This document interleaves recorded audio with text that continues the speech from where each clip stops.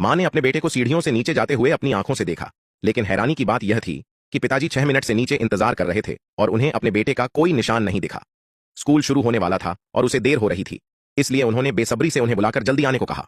अप्रत्याशित रूप से उनकी पत्नी ने कहा कि बच्चा पहले ही नीचे जा चुका था। इस समय दंपति को आखिरकार एहसास हुआ कि कुछ गड़बड़ है, इसलिए वे जल्दी से सीढ़ियों पर मिले, लेकिन गलियारे में भी उनके बेटे का कोई निशान नहीं था।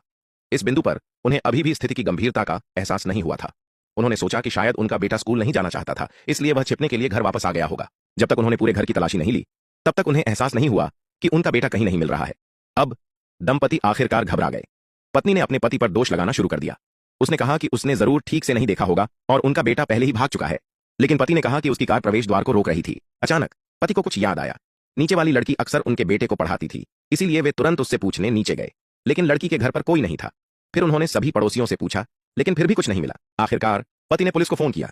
जल्द ही पुलिस घटनास्थल पर पहुंची।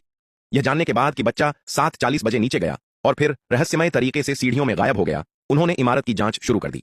उन्होंने पाया कि पूरी इमारत में केवल 7 मंजिलें थीं और छत तक जाने का कोई रास्ता नहीं था। जब पुलिस ने पति से पूछा कि क्या हाल ही में पड़ोस में उनका किसी से कोई विवाद हुआ था, तो पति ने देर तक सोचा, लेकिन कुछ भी याद नहीं आया।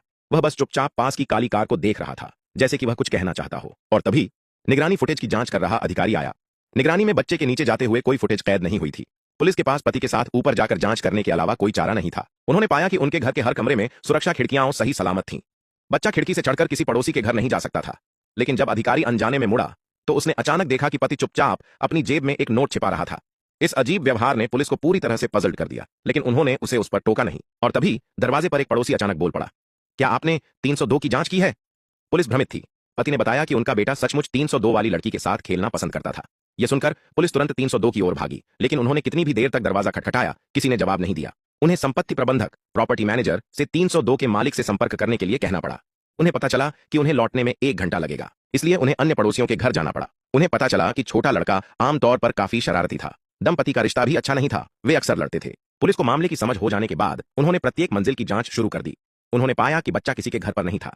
फिर बच्चे को जल्द से जल्द खोजने के लिए उन्होंने पहले पड़ोस में नीचे की तरफ तलाशी लेने का फैसला किया। अप्रत्याशित रूप से उन्हें एक नया सुराग मिला।